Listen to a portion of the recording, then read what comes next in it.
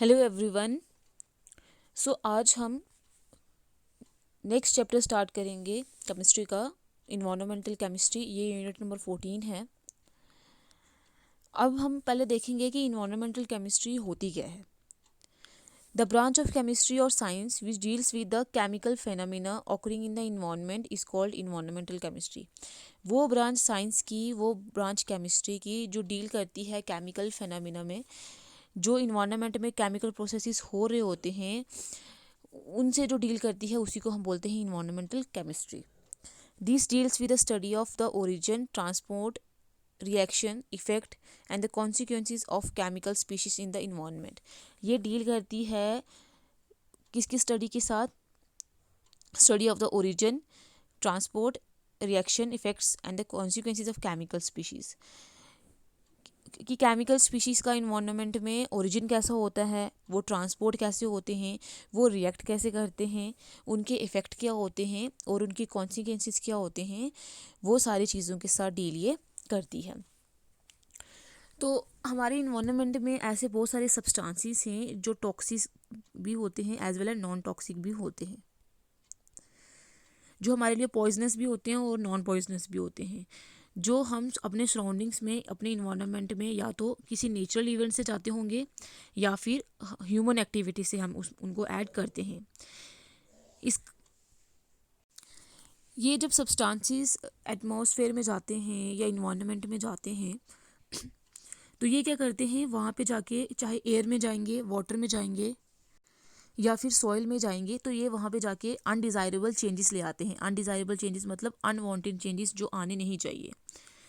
और क्या करते हैं फिर, जिसकी वजह से इन्वायरमेंट के केमिकल और बायोलॉजिकल कैरेक्टरिस्टिक इफेक्ट होते हैं, और फिर उसकी वजह से जो एनिमल्स और प्लांट्स होते हैं, ह्यूमन बींग्स होते हैं, उनके लाइफ प्रोसेसेस भी क्या होते हैं, उससे इफेक्टेड होते हैं, इफेक्ट होते हैं।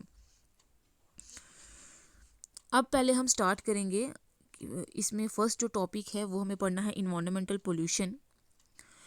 पहले बात करते हैं पोल्यूशन क्या होता है।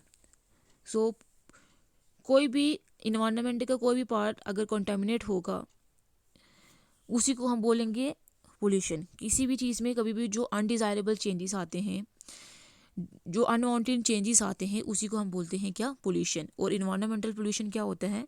Environmental pollution is the effect of undesirable changes in our surroundings, air, water और लैंड। इन्वायरमेंटल पोल्यूशन क्या होता है? कोई भी अनडिज़ायरेबल चेंज, कोई भी अनवांटेड चेंज जो हमारे इन्वायरमेंट में आएगा, मतलब हमारी सराउंडिंग में आएगा, मतलब एयर, हमारी सराउंडिंग में क्या है? एयर, वाटर और लैंड,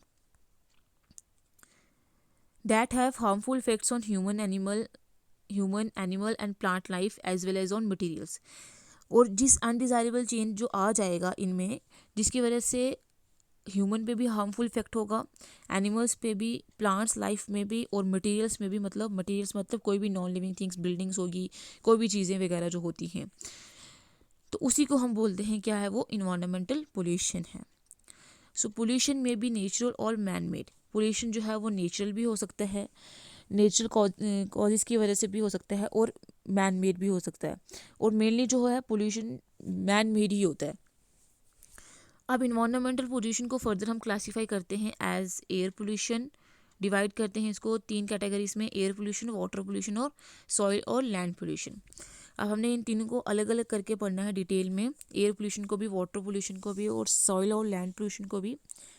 इससे पहले कुछ टर्म्स हैं वो हम डिस्कस करेंगे। उसमें जो फर्स्ट है वो है पोल्यूटेंट। अभी हमने बोला है कि वो पोल्यूशन क्या होता है? कोई भी अनडिज़ायरेबल चेंज जो इन्वायरमेंट में आ जाता है, तो ये पोल्यूटेंट क्या होता है? A substance which causes pollution is called pollutant. वो सब्सटेंस जो पोल्यूशन कॉज करवाता है, जिसकी वजह से पोल्यूशन होता है, उसी को हम पोल्यूटेंट बोलते हैं। When the concentration of a substance already present in nature or of a new substance increases to undesirable proportion, causing danger to human beings, other animals or vegetation and other materials, the substance is treated as pollutant. जब क्या होता है, किसी भी substance की concentration अगर वो already present है तो ज़्यादा हो जाती है, या फिर न्यू सब्सटेंस जो हम इन्वायरमेंट में ट्रांसपोर्ट करते हैं इन्वायरमेंट में, वो जाते हैं, अगर उनकी कंसंट्रेशन इंक्रीज़ हो जाती है, उनका प्रोपोर्शन इतना इंक्रीज़ हो जाता है कि जितना हमें चाहिए नहीं होता है, तो वो फिर डेंजर कॉज करवाते हैं ह्यूमन बींग्स को भी, एनिमल्स में भी, वेजिटेशन मतलब प्लांट्स में भी, और दूसरे मटेरियल्स में भी। तो उसको हम बोलेंगे वो क्या है, हमारे पास पोल्यूटेंट है उस सब्सटेंस को। द कॉमन पोल्यूटेंट्स आर, इसमें से जो कॉमन पोल्यूटेंट्स है वो कौन से हैं, gases like carbon monoxide, sulphur dioxide, oxides of nitrogen, ये सारे पोल्यूटेंट्स हैं। कंपाउंड्स ऑफ मेटल्स लाइक, जैसे मेटल्स के कंपाउंड्स होते हैं हार्मफुल मेटल्स के, लेड हो गया, मर्क्यूरी हो गया, जिंक हो गया, कैडमियम, आर्सेनिक, ये सारे पोल्यूटेंट्स हैं। पोलर ग्रेन्स, डस्ट पार्टिकल्स, अगर इनकी कंसनट्रेशन इंक्रीज हो जाए तब इनको हम पोल्यूटेंट्स बोलेंगे। पेस्टिसाइड्स एंड डिटर्जेंट्स, ये भी पोल्यूशन कॉजिंग है, तो ये भी पोल्यूटेंट्स हैं। सीवेज, जो हम गंद वगैरह रखते हैं, वो भी सारा क्या है, वो भी पोल्यूशन कॉज करता है। रेडियो एक्टिव सब्सटेंसेस, वो तो पोल्यूशन कॉज करेंगे ही। तो ये सारे हमारे पास क्या है, पोल्यूटेंट्स हैं। अब ये जो पोल्यूटेंट्स होते हैं वो डिग्रेडेबल भी होते हैं और नॉन डिग्रेडेबल भी होते हैं। डिग्रेडेबल का मतलब जो, जैसे ये वेजिटेबल्स और फ्रूट्स का जो, जैसे हम जो हाउस होल्ड डोमेस्टिक वेस्ट होता है वो हमारे पास डिग्रेडेबल होता है, क्योंकि वो नेचुरल प्रोसेस से वो ब्रेक डाउन हो जाता है और थोड़े दिन में ख़त्म भी हो जाता है। बट कुछ नॉन डिग्रेडेबल भी होते हैं जो ख़त्म नहीं होते हैं, चाहे जितने मर्जी साल तक वो पड़े रहेंगे।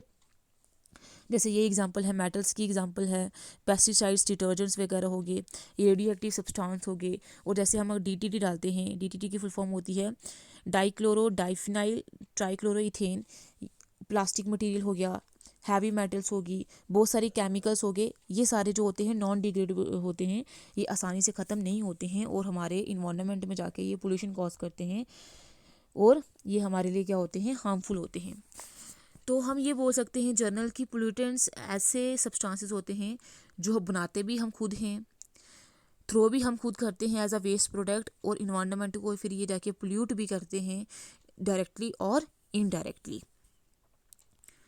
अब इसमें हमें पोल्यूटेंट्स में हमें एक चीज़ ध्यान भी रखनी है कि नॉर्मली जो टॉक्सिक सब्सटेंसेस होते हैं उनको हम पोल्यूटेंट्स बोलते हैं, बट कुछ सब्सटेंसेस जो होते हैं वो हमारे लिए हार्मलेस होते हैं, वो तभी ही पोल्यूटेंट कहलाते हैं, तभी भी पोल्यूशन कॉज करते हैं अगर उनकी कंसनट्रेशन जो है वो डिज़ायरेबल अमाउंट से ज़्यादा हो जाए, मतलब अनवांटेड अमाउंट उनका हो जाए। जैसे अगर हम जो नाइट्रेट ऐड करते हैं एज अ फर्टिलाइज़र सॉइल में, तो वो प्लांट की ग्रोथ के लिए ऐड करते हैं, बट अगर हम उनकी एक्सेसिव कंसंट्रेशन डालेंगे, उनकी कंसंट्रेशन ज़्यादा कर देंगे, तो वो फिर मूव करके, बारिश जब होगी तो वो पानी के साथ मूव करके ड्रिंकिंग वाटर में चला जाएगा, तो वो हमारे लिए क्या होगा, फिर हार्मफुल होगा। इसलिए पोल्यूटेंट्स जो होते हैं, मैक्सिमम जो टॉक्सिक सब्सटेंस होंगे उनको तो हम पोल्यूटेंट्स बोलेंगे ही, बट कुछ सब्सटेंसेस हमारे लिए अगर उनकी अमाउंट, उनकी कंसंट्रेशन डिज़ायरेबल अमाउंट होगी तो वो हमारे लिए टॉक्सिक नहीं होंगे, वो पोल्यूशन कॉज नहीं करेंगे। नेक्स्ट है कंटेमिनेट। क्या होता है, a substance which does not occur in nature but it is introduced by human activity in the atmosphere affecting its composition is called contaminate.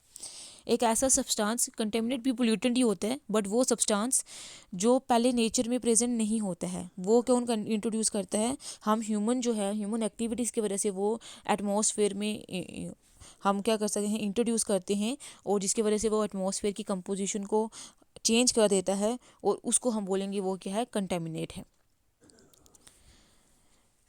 Next है हमारे पास source. The site from which the pollutants और contaminants come is called source. वो site जहाँ से pollutants और contaminants आते हैं, जनरेट होते हैं, उसी को बोलते हैं सोर्स। सिंक क्या होता है, द मटेरियल और मीडियम विच कंज्यूम और interact with long live pollutant is called sink. वो मटेरियल और मीडियम जो इंटरेक्ट करता है पोल्यूटेंट के साथ, उसको हम बोलते हैं सिंक। जैसे अगर हम बात करते हैं, कोई भी मार्बल की वॉल ले लो जो इंटरेक्ट करती है एटमॉस्फेरिक सल्फ्यूरिक एसिड के साथ, जिसकी वजह से वो करोड हो जाती है, उसमें पोल्यूशन आ जाता है, तो वो वॉल जो है वो एक्ट करेगी एज अ सिंक, जो इंटरेक्ट करेगी किसके साथ, पोल्यूटेंट के साथ। सो ये थी कुछ जर्नल टर्म्स। कल से हम नेक्स्ट इन्वायरमेंटल पोल्यूशन स्टार्ट करेंगे, उसकी एक एक जो हमने उसको क्लासीफाई किया है उसकी एक एक कैटेगरी डिटेल में पढ़ेंगे।